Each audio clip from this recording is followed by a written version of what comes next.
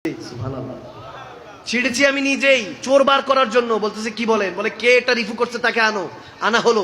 সে তো থরথর করে কাঁপছে। বলে বলো এই যে তামার এই ব্যাগটা এটা কি তুমি রিফু করছো? এটা তুমি সেলাই করেছো? বলে জি বাদশাহ সালামত, আপনারই একজন আমলা কামলা কাজী সাহেব এই হুকুম দিয়েছে এটা করেছি। তখন ওই লোককে ডাকানো হলো এবং পরিশেষে তাকে পানিশমেন্ট দেওয়া হলো, সেখান থেকে বরখাস্ত করে তাকে বিতাড়িত করা হলো। তা আমি শুধু মোরাল অফ দ্য স্টোরি এটা বলতে চাই, লোভে পাপে মৃত্যু, মনে রাখবেন। আর দুনিয়া সিজুল মুমিন ওয়া জান্নাতুল লিল কাফির, এই দুনিয়াটা মুমিনদের জন্য জেলখানা আর কাফেরদের জন্য এটা বেহেশত বানিয়েছেন আল্লাহ। সুম্মা মাআযাল্লাহ, কখনো যদি কম থাকে মুমিন অন্তরের মধ্যে কখনো কষ্ট রাখবেন না, কারণ আপনার রিজিকের মধ্যে হয়তো আল্লাহ কম দিয়েছেন, এই কমের মধ্যেই আপনার ভালো রেখেছেন, ঠিক কি না?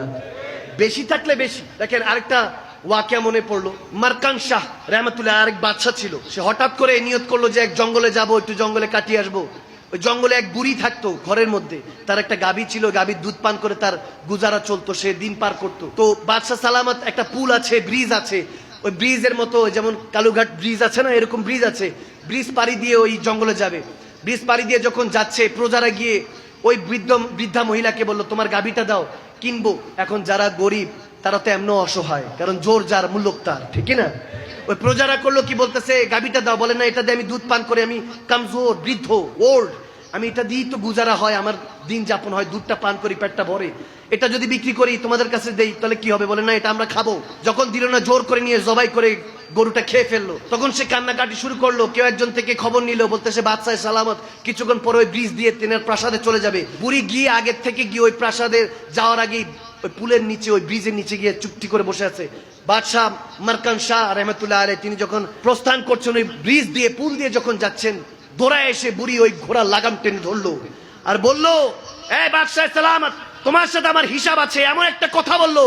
বাদশাহ থর থর করে কেঁপে ঘোড়া থেকে নেমে দাঁড়ালো, পায়ে ধরে ফেললো ওই বুড়ি মার, বৃদ্ধা মার পায়ে ধরে বলতেছে আমাকে ক্ষমা করে। এমন এক কথা বললো, বলে তোমার প্রজারা আমার গরুটাকে অন্যায় ভাবে নিয়ে খেয়ে ফেলেছে, এটা দ্বারা আমার গুজারা চলতো, এটা দুধ পান করে আমি আমার দিন কাটাতাম। এখন বলো এই পুলের মধ্যে আমার হিসাব করবা, বিচার নিবা, নাকি আখিরাতে পুল ছেড়াতে আমার হিসাব দিবা? কোন হিসাব দিবা? এই পুলে দিবা না পুল ছেড়াতে দিবা? ভয় কেঁপে উঠলেন। বাদশাহ বললেন যে ওখানে লাগবে না মা, এখানেই দিচ্ছি। বান্দা দেদারসে গুনাহ করছেন, মিথ্যা আপনার পোশাক হয়ে গিয়েছে, চুগলখুরি আপনার পারফিউম হয়ে গিয়েছে। এখন অবস্থা এমন, অন্যের সমালোচনা করলে আপনার দিন গুজার হয় না।